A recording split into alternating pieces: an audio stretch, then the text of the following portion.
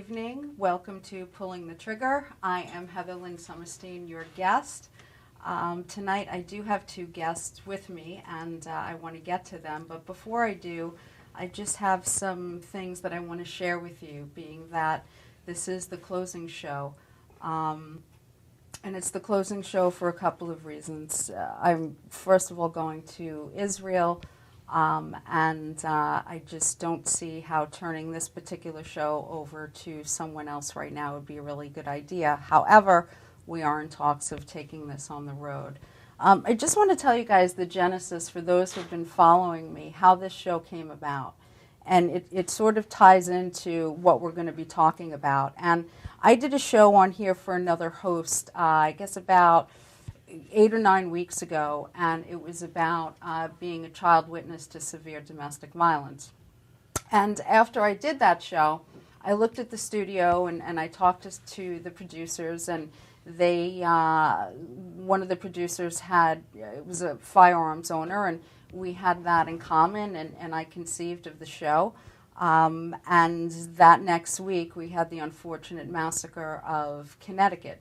So, the entire show, if you've been following the show, the entire show has changed where, we didn't ever get a chance to talk about trap and skeet and competition, but, that's really okay. So,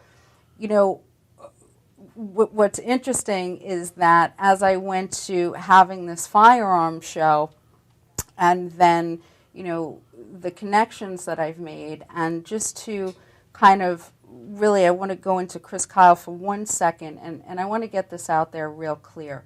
Whatever it is that you believe or that you don't believe, or you're against him taking someone that had PTSD, or that's not actually the story, here's what I can tell you is that that kind of therapy, if in fact was used, is probably one of the most efficacious therapies out there.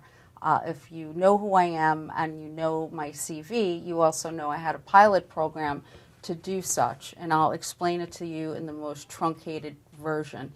Imagine that you have, those of you who are old enough, that had a record player, and you can look at PTSD, which, by the way, can be cured as long as we do cortisol levels and get an idea of where we need to go, incorporate EMDR.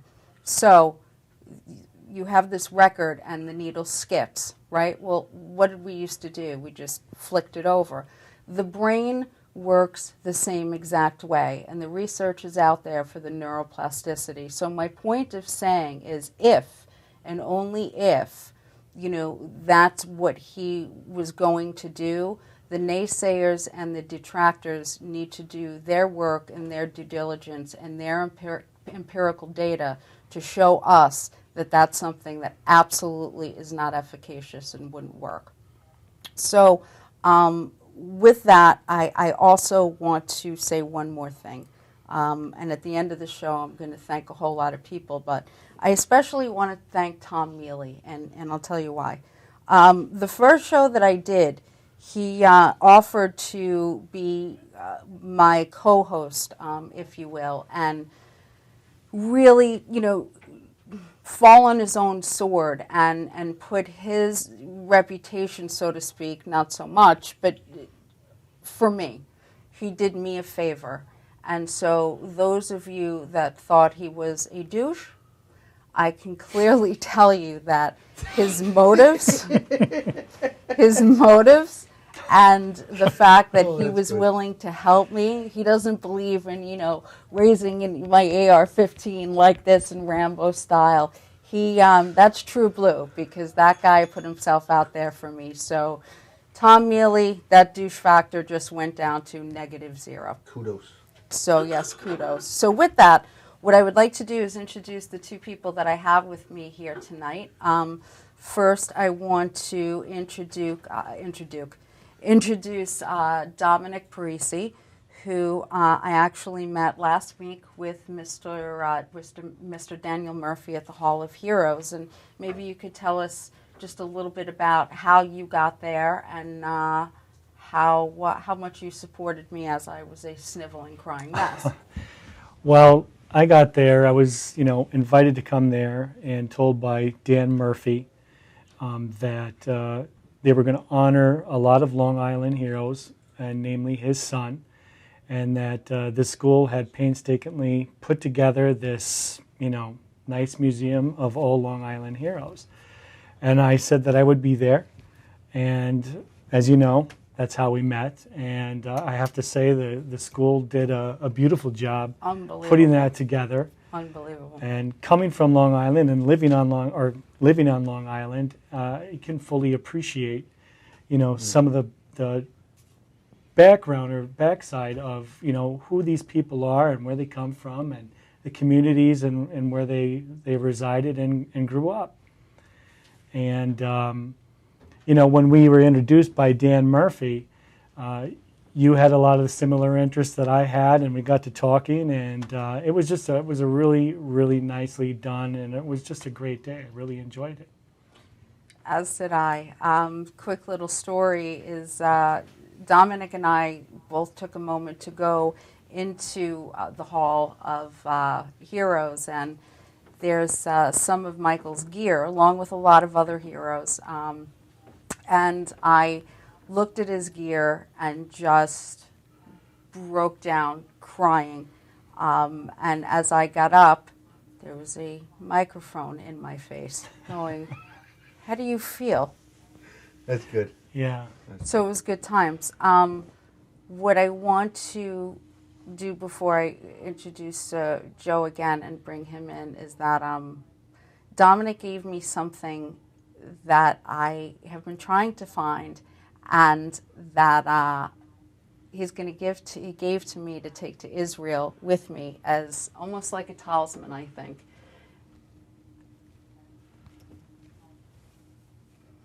And it's his shirt. Really? Yeah, it's Dominic's shirt that he wore that day. And I asked Dominic, can you see this okay? And I asked Dominic that day, can you help me? I'm trying to find that shirt. And he said, yeah, you can go to this link and that link. And as he was coming out of his car, he gave me this. So thank you. Yes, you're welcome. Very welcome. Mr. Conti. Well, welcome to be quite honest with you, I'd like to know a little bit more about Dominic's background. So what do you do, Dom? I currently work in EMS for NASA University Medical Center in East Meadow, Long Island. I'm also currently a full-time paramedic student, graduating soon after a 15-month program at the Nassau County Fire Police Academy, EMS Academy at NASA University Medical Center in East Meadow. So that's the route that I'd taken.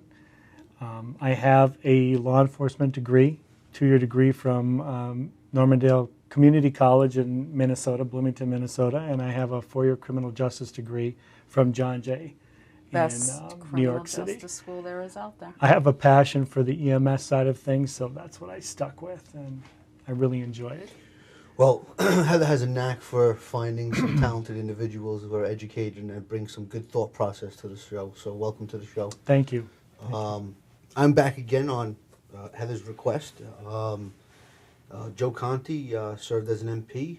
I'm in corporate security now. However, today I had an epiphany, and I feel like I should be getting out of that field and doing something different with my life. Really? Well, the times are changing. The real estate taxes are going up and so on and so forth. So I want to make a little bit more money. Plus, I'm getting bored at work.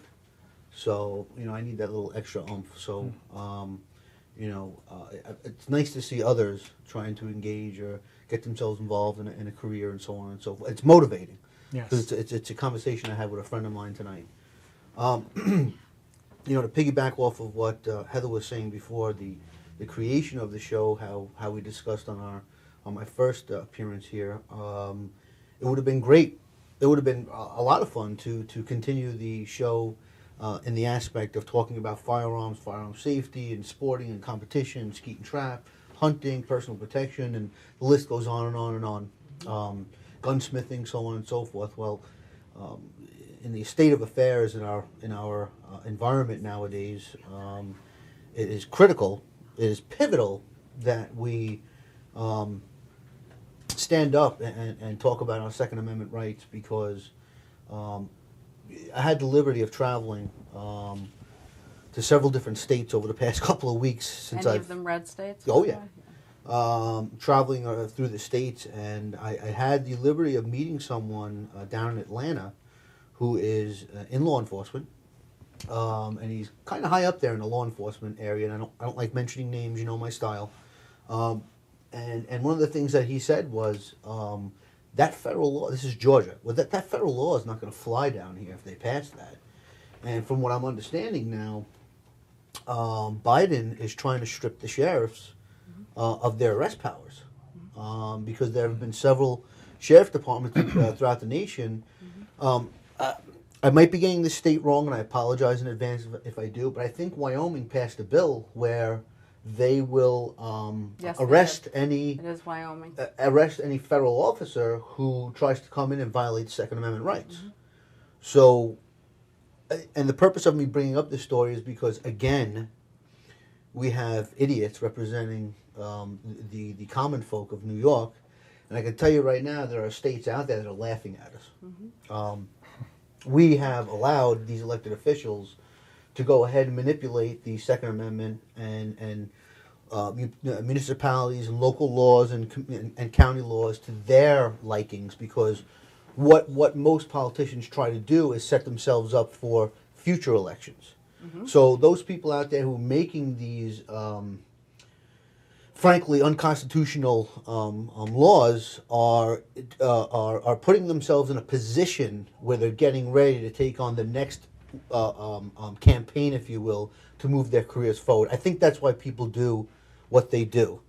Now, it's funny. There's some Facebook commentary going around about Ted Nugent and about His show. some of the comments that were made by the New York City mayor, and in reference to how Bloomberg references the Second Amendment as if it was created to hunt deer.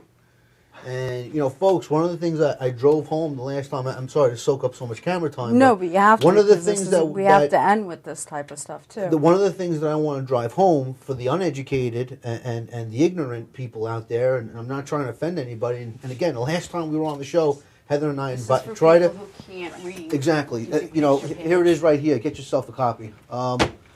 Heather and I spoke the last time that I was on the show, and my premise, my agenda, my purpose on coming onto the show was to tell these people out there was, one, we appreciate everybody who watches the show who's a gun lover.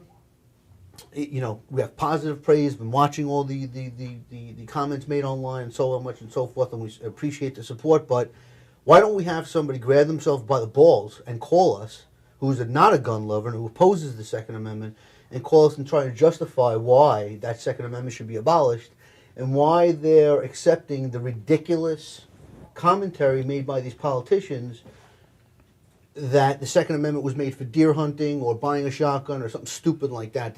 The Second Amendment was created to create an equal balance between people and the government so that the government cannot overpower the people.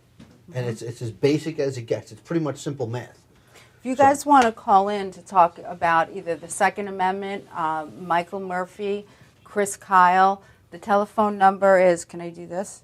Telephone number is 631-699-7999, 631-699-7999. 669. Scrap that. 631-699. 669. Get that movie. 631-669-7999.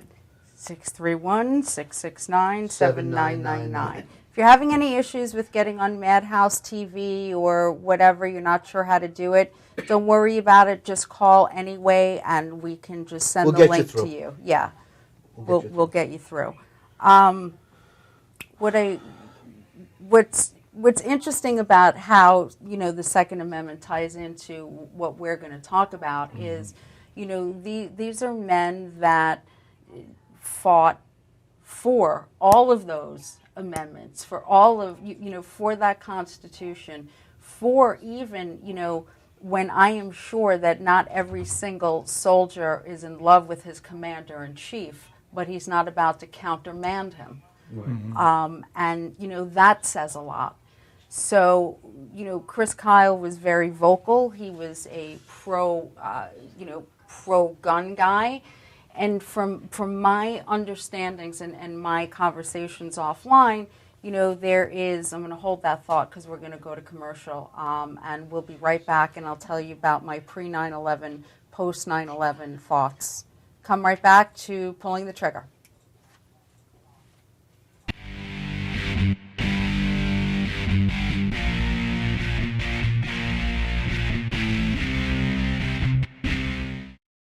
For professional motorcycle transport and towing, think Kickstart Fabrications Motorcycle Towing. Proudly serving all of Long Island, we feature expert handling and 24/7 service. So send a limo for your toy with Kickstart Fabrications Motorcycle Towing. Brooklyn's best locksmith and hardware. We have 3 of the largest showrooms of safes on display and in stock. You can see and touch them in person instead of browsing a catalog. We carry gun and rifle safes, burglary safes, jewelry safes, fire rated from a half hour to 2 hour. Famous name brands. We sell Gardol. We sell AMSAC. The new AMSAC touchscreen. If you're ever in need of a safe, think Brooklyn's best locksmith and hardware. Right, Lockie? That's right, Alan. Welcome to Formula Auto Wash, where every day is a great day for a car wash. Open 7 days a week from 8 a.m. till 5:30 p.m. Sundays 8 a.m. till 4 p.m. Detailing packages for every budget, starting out at $29.99. 100% hand wash and detail centre. Hogshair and microfiber brushes and mitts. Proudly used in Ecolab Blue Coral soaps and waxes. Formula Auto Wash has served the community for over 30 years. Senior discounts all day, every day. Ladies' Day Wednesday, $3 off any wash. Early bird discount Monday through Thursday till 9:30 a.m.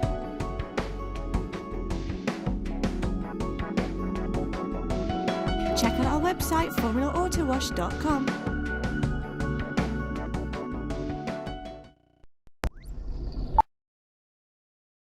You know you already want a Toyota, but when you want more from your Toyota store, you want Smithtown Toyota, where every Toyota comes with Smithtown Toyota's Toyota for Life program, giving you lifetime New York State inspections, lifetime 10% discounts on all parts and service, 2 years of complimentary oil changes, 2 years of scheduled maintenance, and more, all at no cost to you, plus low clear-out deals on every Toyota in stock. Get more from your Toyota store. Hurry to Smithtown Toyota.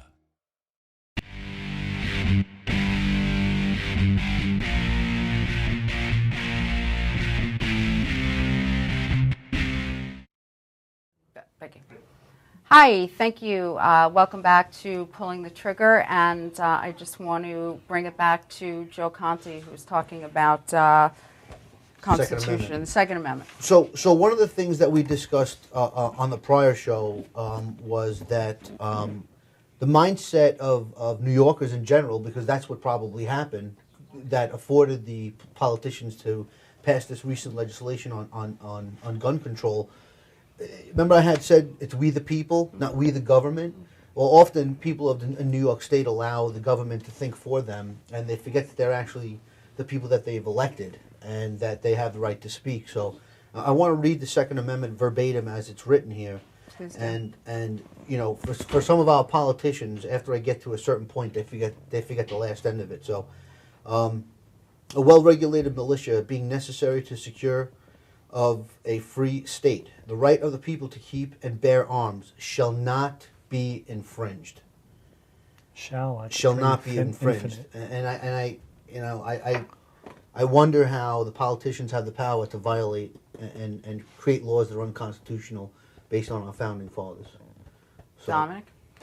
Yeah, I mean, goes back to what we were saying over the break. I mean, those words "shall" are pretty finite. Yeah. I mean, it is what it is. It's a part of the Bill of Rights. It's a part of our Constitution, which our Commander-in-Chief is obliged to follow. And You trickle it down. The 14th Amendment allows states, grants them the authority to allow us broader rights than what our government has chosen for us, but doesn't allow the states to rule more narrowly than what the federal government has allowed or wants to allow through its own legislation. So, having said that, and we also talked on break about people really not truly knowing what the Bill of Rights are, have not read the word or the wording in it. Unless you plan on rewriting the Constitution, it is what it is on its face. So, I am a gun advocate. I'm not going to deny it. And before people start passing laws and legislation, you have to really do your due diligence, like we were talking earlier. And read this book. Read that book. You're more than free, of course. Anything can be changed or challenged. But in the same respect, you can't just pass laws and expect other people to sit back. This is going to be in litigation for some time to come. And I have to say that I really don't think we're going to rewrite the Constitution after all these years. How do you, and then I'm going to ask you the same question, how do you think this happened overnight like this? It's like case law. Like we talk about laws, we have an adversarial judicial system where things come about and new challenges to the laws that are in effect at time, and nothing ever gets repealed. It sits on the books, and they write new laws. I mean, if you look at the penal code and the criminal code, it just gets fatter and fatter and fatter with amendments and amendments. And I think that we forget, if we go back to the basics and go back to what the actual laws are that we base our society on, our sovereignty on, that's where we have to start. Can you explain to people what sovereignty means? Sovereignty is like, to be a sovereign nation, you have to have structure. You follow the norms of the greater good for all. The needs of a few will never outweigh the needs of the many. Right. You have to, as a society, be able to have laws and structure and stability, and that's what a sovereign nation is. And say what you will, even the people that are against this country, they come here to get educated, they come here to make money, they have investments in this country. I mean, what can you say about the United States? Yeah. It's a great nation. It affords even the people that are against us a lot of latitude, as you can see. Mm-hmm. So, I mean, that's just how I see it. Right. What are your thoughts on a sovereign? Well, your original question was, how does something like this happen overnight? Mm-hmm. To your original question, I want to address that because I think we're in a society where big money rules. Unfortunately, the little people have little say. It always has. It always has. But when we're talking about New York and the fact that it passed an unconstitutional law like that, there's got to be a lot of folks behind getting something like that passed in the inconspicuous way that they did it on said date back in, I believe it was January, right? Mm-hmm. So, and it doesn't go in effect until April. Okay. So to answer your question, how can someone do something like that? You've got a lot of money behind politicians. Let's face it, the populace do not know how politics and the inner workings of politics work, and the chatter and who's in whose pocket and who's making money here. Now, had the governor or the mayor of New York City been co-owners of Bushmaster, we probably wouldn't be having this conversation today. Yeah, or Colt, or Beretta, or I mean, Mossberg, any kind of Nikon, this, that, the other thing. What you often find in politics is that the way people are educated in politics is because they have a business background / law background, and a lot of the politicians today, although they might be a president or a vice president or a governor or a senator, they actually own other businesses on the side. Yes. And the pockets go very deep. They're those charitable events that are those charitable dollars that are used to enforce a campaign. If we peel back the layers of that onion, it's probably not charitable anything It's charitable on the books, but behind the scenes, those pockets run pretty deep.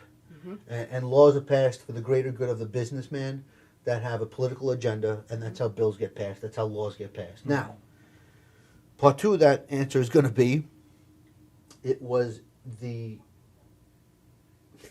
attention-getting ploy of New York State to pass that law and be the first people to have a landslide shift in how we do things up here in the north, and they wanted to show the other country, well, don't worry, President Obama, we've got your back, because guess what? New York started it, and if we can get away with it, we're going to support the federal government and just pass the law everywhere.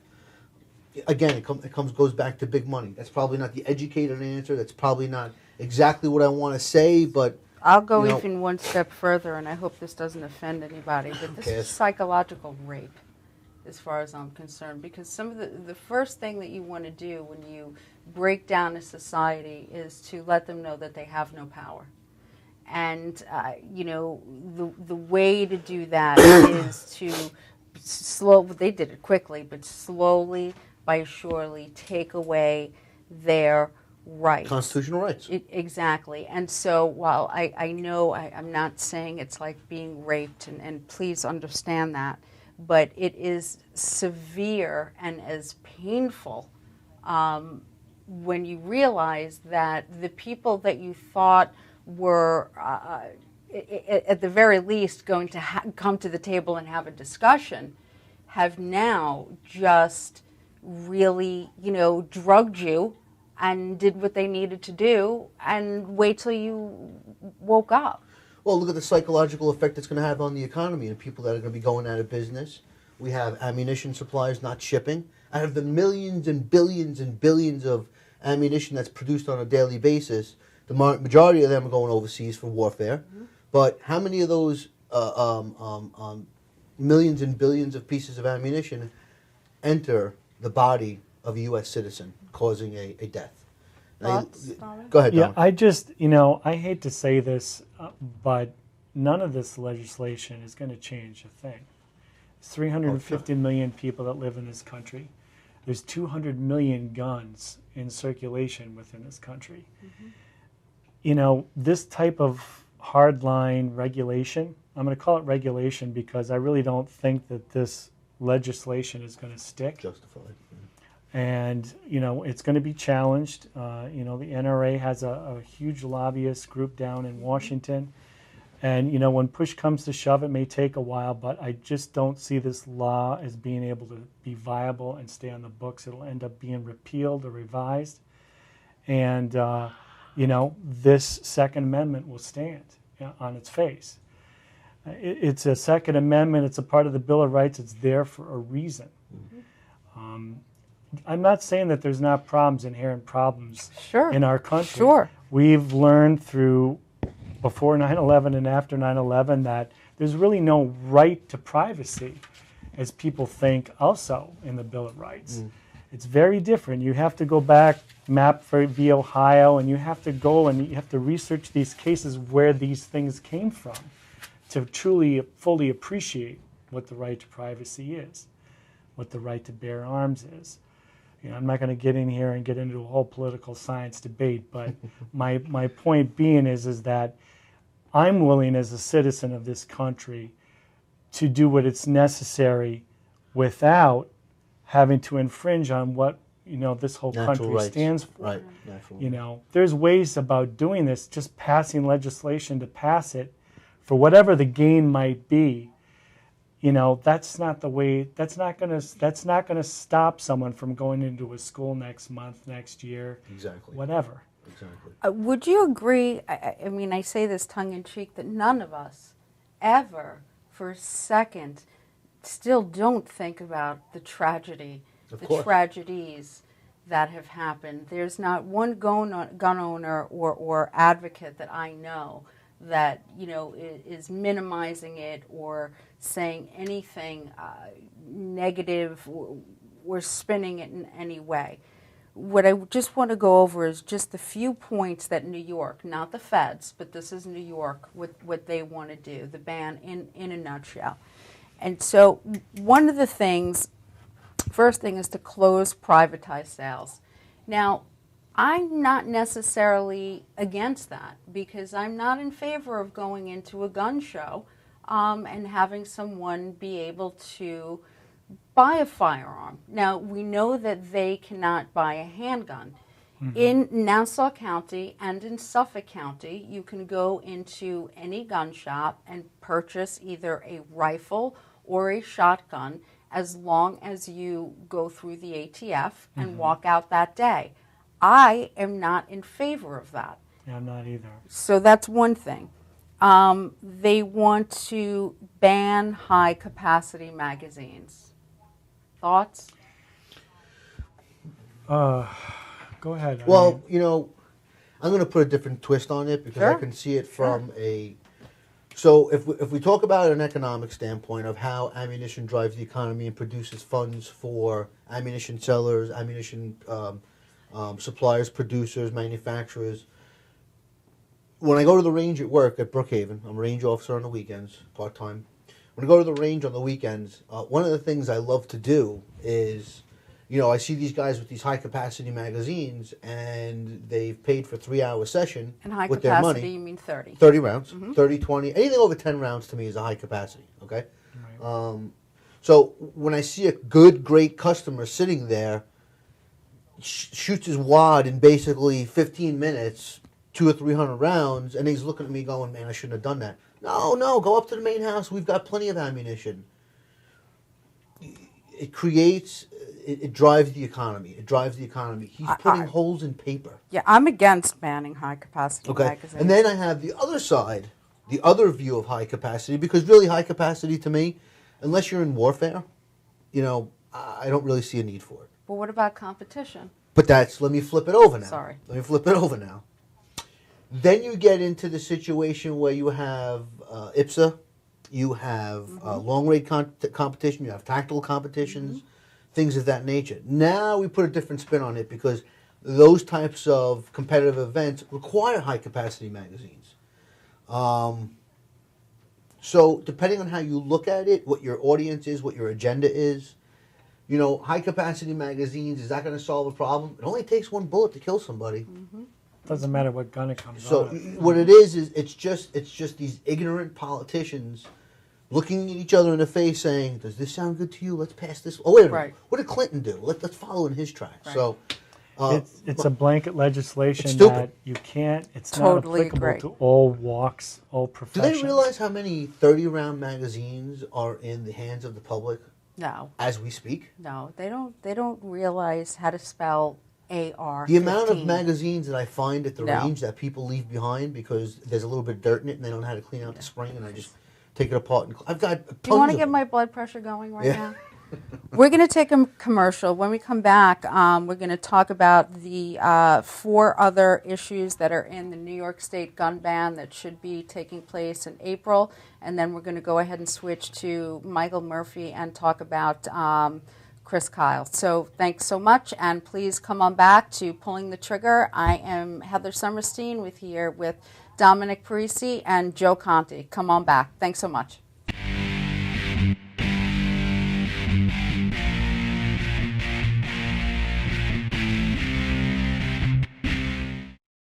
Old Spice body spray will make you feel so powerful to blow your mind right in front of your face. Goodbye. Oh no!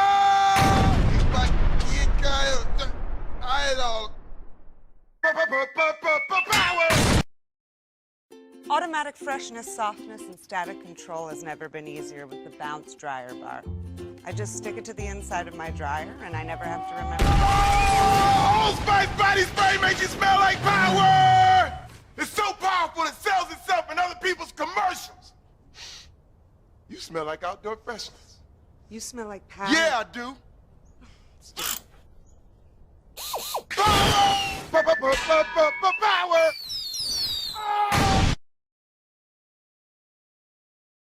Try this routine to feel fresh and clean. Pair Charmin Fresh Mates with your Charmin. Oh, Spice body spray is too powerful to stay in its own commercial. That's right. Power!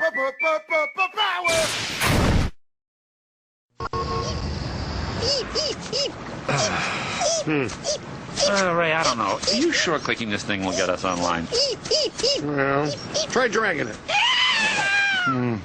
Faster. You're just a mouse click away from a better way to rent movies. Blockbuster Total Access. Movies through the mail plus movies through the store. One low price. Here's the problem. We forgot to plug it in. Oh! Don't even think about it! Get a free trial at your Blockbuster store or Blockbuster.com. This is Beth. Hi. Oh, congratulations. When are you due? I'm not pregnant.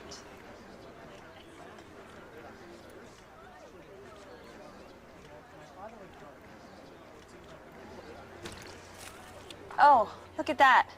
Excuse me. You're totally thin. You look very sexy. For life's bleachable moments, all it takes is 3/4 of a cup.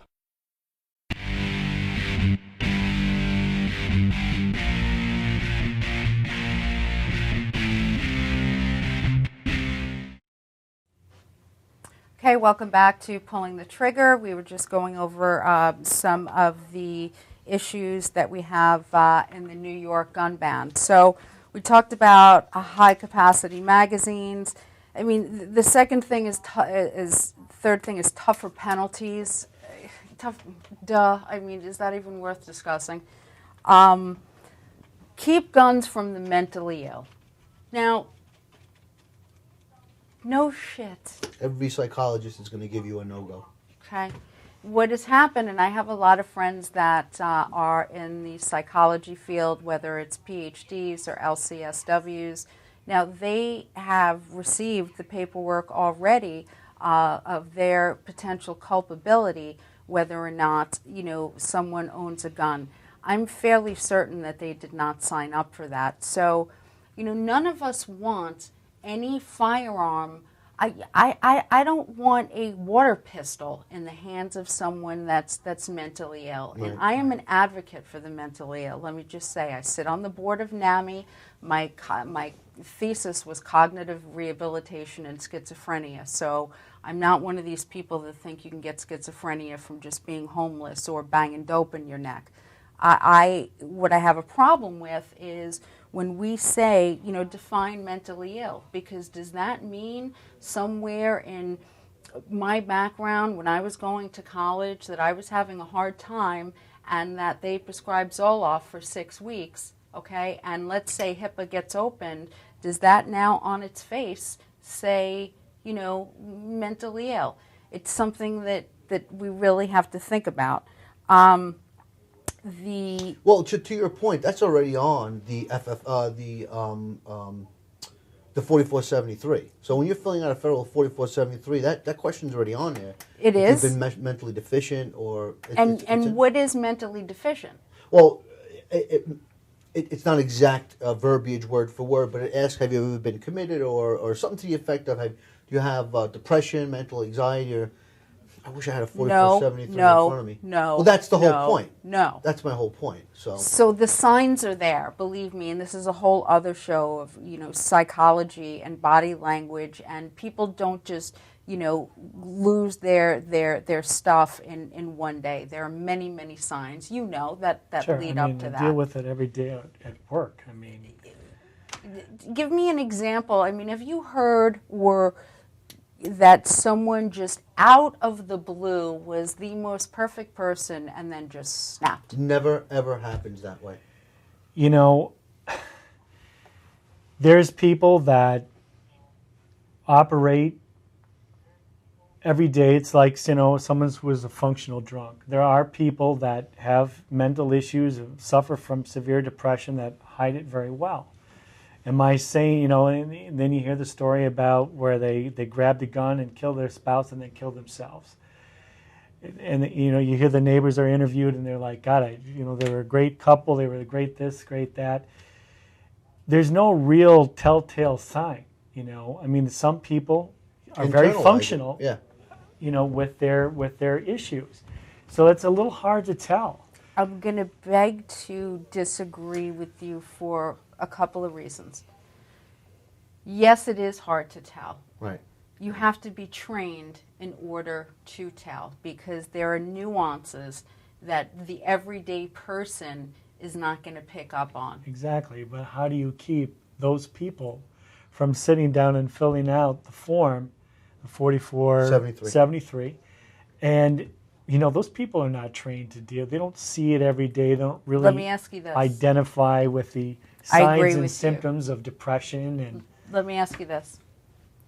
You have a friend, okay? You guys both know this guy might not be, the best type, okay? He goes down, right? He's filling that out. No. You know that he's doing this. Does that make you a bystander if you say nothing? Oh, well, I've stopped sales before. Yeah. I've stopped sales before. I mean, look, if I knew someone really should not have a firearm, I'm definitely not going to let them sit there and fill the form out. I wouldn't be too much of a friend to that friend to let him get a weapon within his hands and then go out and do whatever he sees fit or she sees fit. I totally I just get wouldn't have that. a good feeling about that. We're not going to have everybody be able to tell who's mentally ill, but here's what I propose, is that especially with the gun proprietors, the gun shop owners, there are very toe-tale signs that you can tell with people that are on antipsychotic medication. And again, I'm not trying to signal out. You're talking about tardive dyskinesia, you're talking about extrapyramidal syndrome, hypochondrosis, various things. Now, any gun shop owner has the first right to refusal to not sell to anybody for any reason. Actually, without reason. And without reason. If we did some education, with, again, nothing is 100%, but let them in on, they already know, because a lot of them are law enforcement, what it is to be jacked up on drugs. But do they know the difference when someone is actually having a, cognitive disability with getting their words out? Doesn't necessarily look like a stroke. So I'm for more education. Is it going to stop it? Awareness. No. Yeah. It should be a prerequisite, or it should be a requirement of their licensure to sell a firearm to... Well, like I said before earlier today, we're giving beauticians licenses to cut hair, but we're not giving someone who has the authority to sell a rifle or a firearm proper training to identify the physiological, the behavioral responses, and how to interview a potential customer. Right. And I can tell you I'd be more than happy to talk to any police department and give an actual training on here are the signs, and they're not only, but here are the signs of your antipsychotic medication. Moving on, banned ammo on the internet. Okay, we know that they're not banning ammo on the internet. We're gonna be doing checks July 14th. To me, that is just total. How do you do a check online? They're going to run you online. That could be anybody sitting behind a computer. Joe. That is crazy shit. It's crazy shit. Yeah, it's crazy. Last thing is, and this is already in place, state NICS checks on all ammo purchases. I'm with that. I'm a reloader, though. I don't buy ammo. Yeah, there's a lot of people that do their own reloading. So, I haven't bought ammunition in years. I want to come to the middle. But, these people that we're capitalizing on, the emotions, and that's what we're very, very good at, is being able to psychologically seize, and this is psych ops all the way, on people, and we're turning a bunch of Manchurian candidates out that are just, saying the same pablum. They don't exactly know why. But, there are some different ways to look at it and some different ways to get some facts out. So we have about 15 minutes left, and I'd like to switch gears if that's okay with you. So I want to start with Chris Kyle. And, this is a guy who, as we all know, he wrote a book, and he was very in the community as far as being on various different shows. He was high profile. From my research, back in the day, pre 9/11, when you were a SEAL and you decided to leave the teams, you had a guaranteed job in any corporate organization just for your skill set alone, your leadership. You know, these guys are making, you know, anywhere between 6 and 7 figures, Right. because as well they damn should. Liaisons, because they're consultants, right. yeah, they're Olympic geniuses who can perform feats like a lot of other our military. So you have post 9/11, and Kyle was a very outspoken pro-gun. I have no problem with him being called, you know, the killer of the devil of Ramadi, rather. Some people would find his book abhorrent because he talks about the amount of kills that he had. But let's be honest, folks, and it's a line that I have used time and time again from the movie A Few Good Men at the end when Jack Nicholson says, "You sleep under the very freedom that I provide for you, and then you question the manner unto which I provide it. I'd rather you just said thank you and went on your way. Either way, I don't give a damn. Man a gun and stand a wall." That's how I feel about Chris Kyle. You know, he was doing what it was, and I don't think that he sat there and that was his job, and he happened to be really good at it. And the fact that he was, I have my own opinion about it, gunned down, murdered. When you found out, what were your thoughts? I was shocked. Shocked only because, you know, you're talking about a man who was obviously at the elite of his profession. He is in what I would consider the 1%. It's one thing to be a Navy SEAL, which is a feat in and of itself, but to be at his position within the SEAL teams, as I understand it, is just goes without saying. I would say he would be in elite, and for him to lose his life the way he did, along with a neighbor, and he either didn't see it coming or had his back turned to it, or what. I mean, you're talking about a well-seasoned person. So I was a little taken back that, you know, he had died trying to help one of his own. On his own soil. On his own soil, doing what he loved, very, very professional.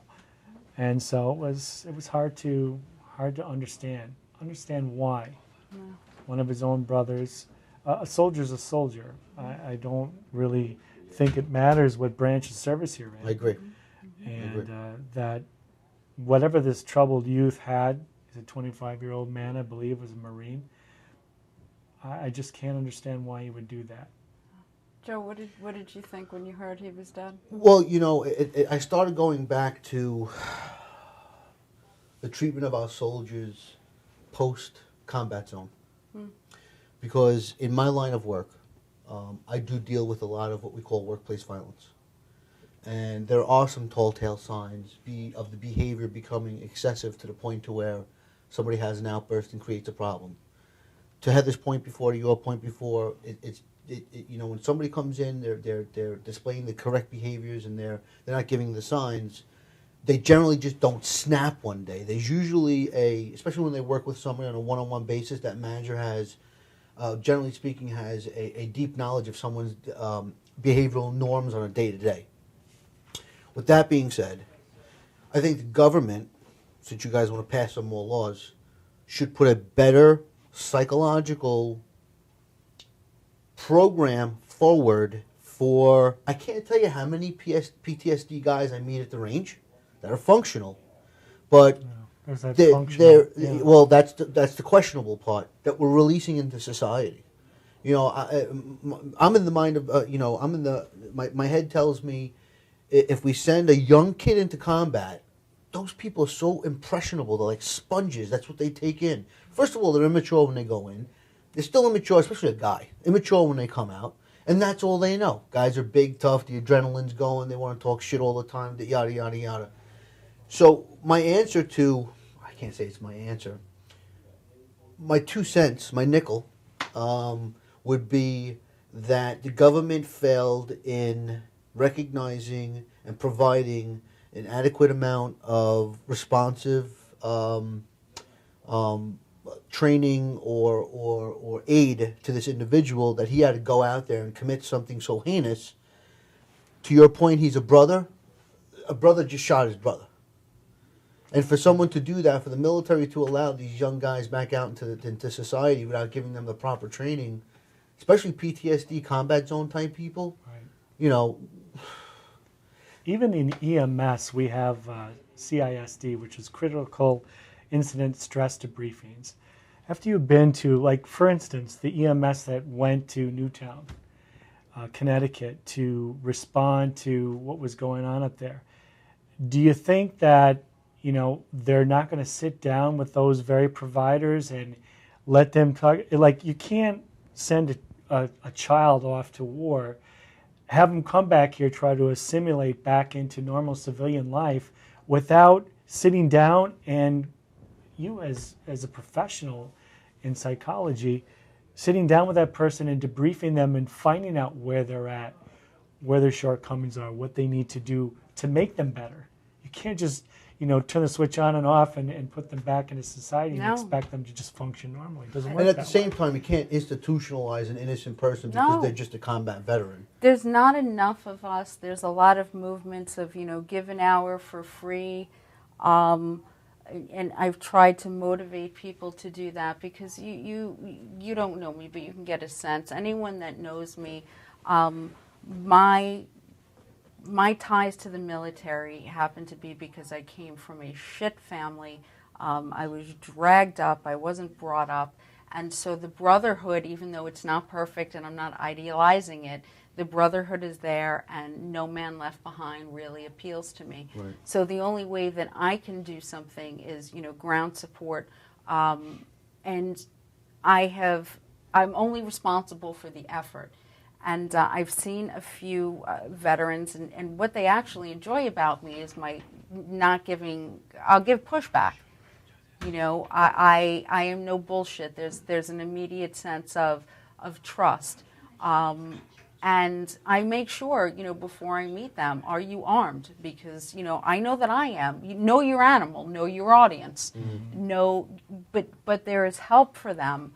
And we are not doing, basically what we're sending in is people that we have trained to kill because that's what they're supposed to do, and God bless them. Sorry, I hate doing that. God bless them, but now we haven't taken care of them and they're procreating. Are we over? Right, right. Oh, and now they're, you know, people, am I on camera one? Please, if you have a degree, your MSW, LCSW, if you have your BA, if you have anything, but for the fact that these men fought for you is the only reason why you have a job. Do you understand that? So if you can find it in your heart to please volunteer, I can give you any of the agencies. And it doesn't have to be a Chris Kyle situation where you're taking them out to the range. It doesn't have to be a situation like that at all. Sometimes these guys just want to be listened to and appreciated. And every time you meet a soldier, I don't care who it is, thank them for their service. Because it's not done for anybody else but for us. And I get real emotional about that kind of stuff. We have a few more minutes left, and I want to. We didn't get enough time to talk about Michael Murphy. I've talked about him throughout the show, and in this book, if you do buy it, it's not only Michael Murphy that was killed. He was with three others: Daniel Dietz, Dietz, and Matthew Axelson, Matthew Axelson, and one other, and Marcus Luttrell. Here. And yes, and Marcus Luttrell. Those were the four guys that were dropped off in the Kandahar Kush. If you want to read Marcus Luttrell's Lone Survivor, it was called Operation Red Wings. What I want to say is we close out the show right now. 2. Am I on 2? Yeah. Sorry. 1, 2. is that I have some people that I would like to thank. As you all know, I will be heading for Israel in about 2.5 weeks. My original trip was to volunteer in Tel Aviv, and that has changed since the shit hit the fan in Israel, and I was able to be vetted through the IDF as Mahal to be able to volunteer for them.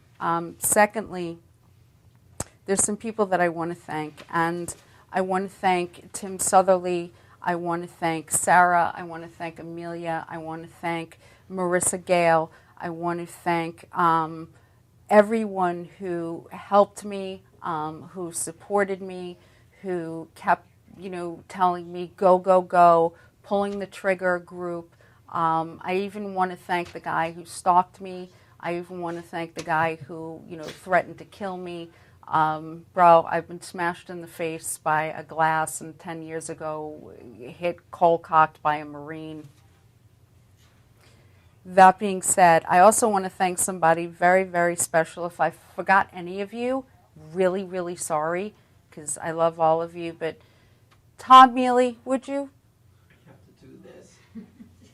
Could you for a second? God, she's killing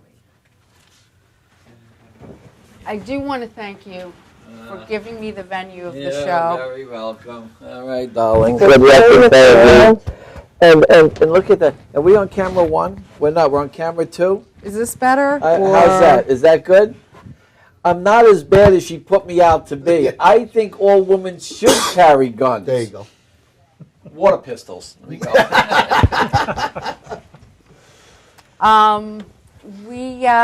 I don't know what I'm going to do with the show. Please stay tuned. I'm going to get you Joe Conti's information and any other questions that you may have that you want to talk about. I'm getting this. Does that mean we're turning around on the motorcycle? No, it means like end. We've got to go.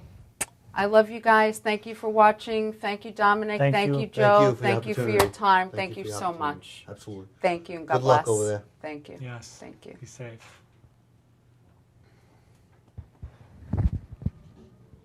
They can see us but can't hear us? Yes. Okay, they can see us.